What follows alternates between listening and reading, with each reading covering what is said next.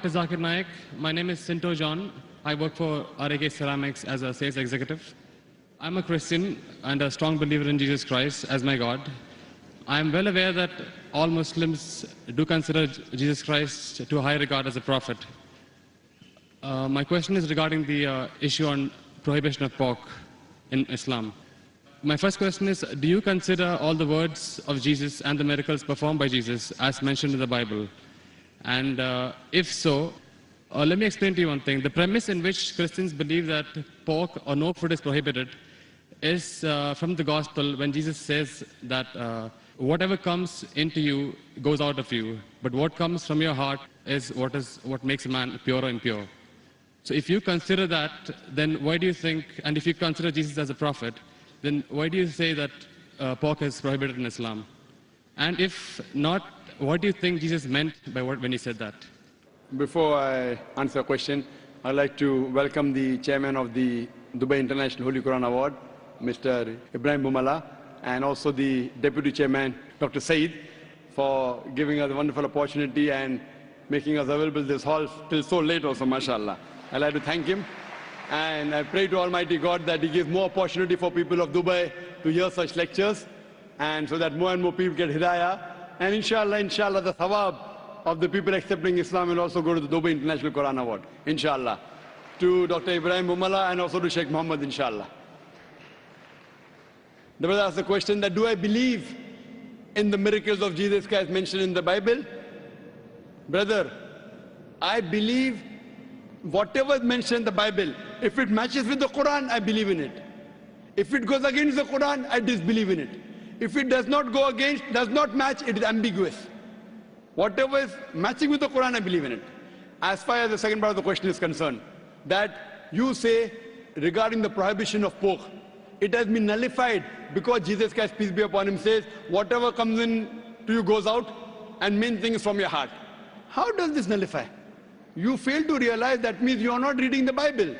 Jesus Christ, peace be upon him, said in the Gospel of Matthew, chapter number 5, verse number 17 to 20, it says, think not that I have come to destroy the law of the prophets. I have come not to destroy but to fulfill. I have come not to destroy but to fulfill. Whosoever shall break one jot or tittle from the law, he will be called least in the kingdom of heaven.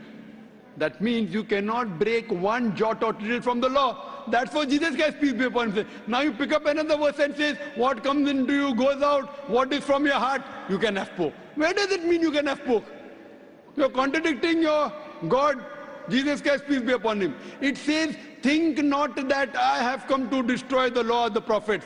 I have come not to destroy but to fulfill. Unless the heavens and the earth pass away, not one jot or tittle can pass away from the law until they are fulfilled. And whosoever shall break one law or tittle, he shall be called least in the kingdom of heaven. Whosoever shall keep it and teach men the same, they shall be called great in the kingdom of heaven. Unless your righteousness exceeds the righteousness of the scribes and the Pharisees, in no way shall you enter the kingdom of heaven. So if you want to go to Jannah, you have to be better than the Jews. You have to follow each and every commandment of Moses, peace be upon him. This is the teaching of Jesus Christ. Gospel of Matthew, chapter number 5, verse number 17 to 20. Okay, if that is so, then what do you think he meant when he said that whatever you eat comes in, whatever comes in out and goes out of you, what is from your heart is what decides what is pure or impure? It is simple. What comes in goes out. What's the problem in that? No, whatever you eat goes out. Is there any problem in that? No, it was asked in relevance when Jesus' disciples were questioned by the Jews that why are they not following the traditional ceremony of washing their hands before eating food. That's when Jesus replied that don't you understand that what you eat doesn't matter if it is pure or impure. What you eat, it goes into you and comes out of you. He didn't say it doesn't matter what you're eating is pure and impure. That's your saying. It's not mentioned in the Bible that way. No, it is mentioned in the Bible that what you Does it say that whether what you're eating is pure or impure doesn't matter? Does it say that? No, it doesn't say. I'm sorry. So please don't put your words in the Bible, please. Fine. But what I'm quoting is verbatim.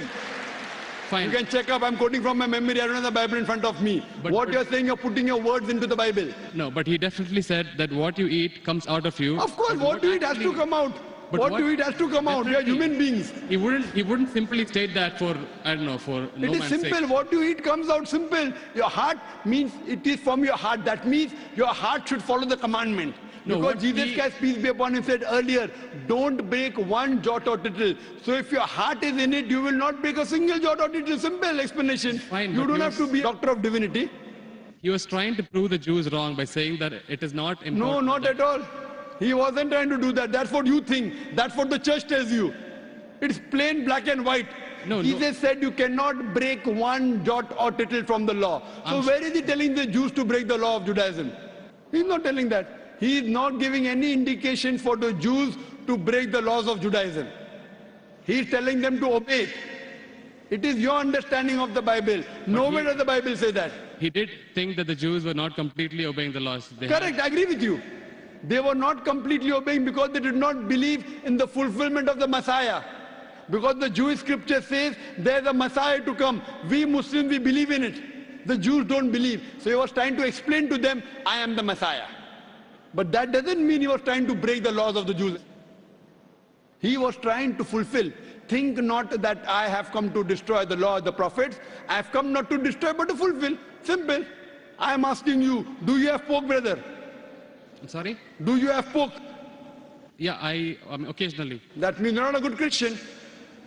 You're not a good Christian. Even occasionally you break one law or tittle, you shall not go to Jannah. Not Quran says that, Bible says that. Even if you have pork and you break one law or a tittle, you shall not go to paradise. You shall not enter eternal life. And you said that you are a practicing Christian. You said you believe Jesus Christ is God. I don't believe Jesus is God, but I follow his teachings. I love him more than you. This is what Jesus said. It's from the heart. This is the explanation of your verse. It's from my heart. I love him. I love Jesus Christ. Peace be upon him. Do you? I don't think so. It is I do. theoretical, not I from do. your heart. Verbally, yes. No, I do, very strongly. So if you strongly believe in Jesus Christ, peace be upon him, why are you disobeying him? Why? Why are you disobeying him? I don't think I am disobeying him until now. But I'm quoting you from the Bible, Gospel of Matthew chapter 5 verse 17. Think not I have come to destroy the Okay. law of the prophets. And Okay. I've given you quotation from Leviticus chapter 11 verse 7 to 8, Deuteronomy chapter 14 verse number 8, Book of Isaiah chapter 65 verse number 2 to 5. References. Okay, if that's the case, in the Old Testament it is said that an eye for an eye, a tooth for a tooth. But what did Jesus Christ say? If somebody slaps you, show him the other side. Now isn't that like a defying of the law? No, Isn't it's that a not correction? defined. I will give you. What you're quoting is references from the Gospel of Matthew chapter number 5 verse number 38. Okay. I will give the quotation. I It has- don't want the quotation, I want the answer for my question. But first I'll give the quotation reference, then I'll give the answer. Na? Fine, fine. I always give with proof. You believe without proof, you can do that. I'm a man of proof. With references from your scripture. Okay. Gospel of Matthew chapter number 5 verse number 38. It has been said of the old times that an eye for an eye and tooth for a tooth. But I say unto you, whosoever takes a shirt, give him the cloak. Whoever walks with you 1 mile, walk with him twain. Whosoever offers you one cheek, offer him the other. That's it. It doesn't mean that he's going against it. But He's is showing there- it has been said of the old times. But those two laws don't correspond. They are totally different. They're totally against each other. But those things, what Jesus Christ, peace be upon him, said, it's trying to get remedy. People misunderstood. They misunderstood the law. An eye for an eye and tooth for a tooth means there should be justice. That doesn't mean someone by mistake, a child is playing cricket and if the ball hits the eye, that doesn't mean you break his eye. People misunderstood the message. He was correcting it. Same way how you misunderstood the message that Jesus said have pork. Where did he say have pork? It means that people misunderstood. They are following the law by the letter, not by the spirit. What you have to realize that it means that if by mistake someone is playing cricket and suppose the ball hits the eye, that doesn't mean that you have to take the eye of the boy. So you have to follow the law in the spirit. And you have to see the meaning of it. That's important. That's what Jesus Christ, peace be upon him, tried to explain. I'm asking the question, will you follow Jesus Christ, peace be upon law today? If someone slaps you on one cheek, will you offer the other? There are many people waiting in the queue. Will you do that? I'm sorry? There are many people waiting in the queue. Okay. Will you follow Jesus' law? If someone slaps you, will you offer the other? No, but that is wrong then. According to me, it is wrong. According to you, it is correct, now. You believe Jesus Christ is your God, peace be upon him. Yes. If someone slaps you, will you offer the other cheek and come on the stage here? We'll have many people slapping you. I didn't understand actually. It's not clear. That verse of the Bible also says someone slaps you on one cheek, offer the other. Yeah. Do you believe in that law? I do, yes. So if someone slaps you, will you offer the other cheek? Exactly. If I don't, that means I'm disobeying his laws. That's it. Okay, suppose if I tell that from today, everyone will come and hit you on your cheek. Maybe once or twice you'll offer. Will you offer always? Well, that depends on my depth of the faith. I mean, if I'm really strong believer, then I would definitely offer. Is any Christian worth the name born today who will keep on offering his cheek? I have not met anyone. Do you agree that 30,000 people here, 30,000 slaps, will you take? But believe me, there are really true believers who would. I am asking you, will you leave us others? Will you? I don't know. That means you're not a believer. That's I what don't we know realize is the it is. question. I don't know is the Therefore, answer. what we realize that every prophet came and for remedy. Today, Muhammad Sallallahu Alaihi Wasallam has come. And he said, depending upon the situation, if it is by mistake, an eye for an eye, tooth for a tooth is wrong. If it is required, sometimes you can offer your cheek, but not always. If you offer the cheek, where is justice? If that way someone kills you, you allow them to kill again. Is this justice? It's not justice at all. Depending upon the situation, you have to keep on changing. Therefore, I say that I believe in the teachings of Jesus Christ, peace be upon him, which match with the Quran. If it doesn't match with the Quran, what I say, it's an interpolation, it's a concoction, it's a fabrication. Because everything written in the Bible is not the word of God. According to scholars of Christianity, they say there are many interpolations in the Bible, there are many concoctions, there are many fabrications. According to Christian journals, they say there are 50,000 errors in the Bible. How many? 50,000. So therefore, I don't consider Bible to be the word of God. There are many unscientific things mentioned in the Bible. If you read the book of Genesis, I can give a lecture only on the contradictions, on unscientific things. I don't consider word of God. Do you consider Bible to be the word of God? Yes. Okay. Now do in the book of Genesis, chapter number 1. Yes. Verse number 16. It says, Almighty God created two lights. The greater light, the sun, to rule the day, the lesser light, the moon, to rule the night. Bible says the light of the moon is its own light. Do you believe in that? The light of the moon is? Is its own light. Do you believe in that? No.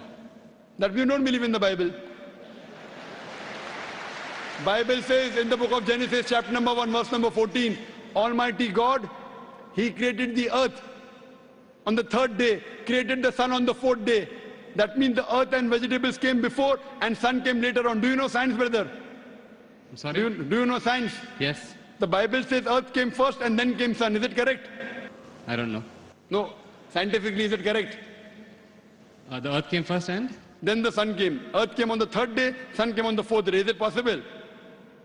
We know the sun is the parent body in the solar system. All the planets that revolve around the sun, they are the bodies from the sun. You know the Big Bang? Yes. So it is created simultaneously. But the Bible says earth on the third day, along with vegetables, sun on the fourth day. How can the vegetables survive without sunlight? Is it possible? If God can make it that way, why not? But do you believe in that? See what God can do, but will God do something which is wrong? Illogical thing God will do. See, reasoning with God, I don't think it is in our scope. It is beyond our scope. It is not in your scope, but in the scope of human beings like me. God has to be logical. You can't be illogical. Then if you say illogical, then you believe every monkey, any stone, any tree is God. But what Brother, what our brothers in India do, everything is God for them. And then you say, don't argue with God, don't reason with God. So then you start worshipping the stone also. Brother, you can't be illogical. Seek ye the truth shall free you. Thank you. So hope you seek the truth, brother. Sure.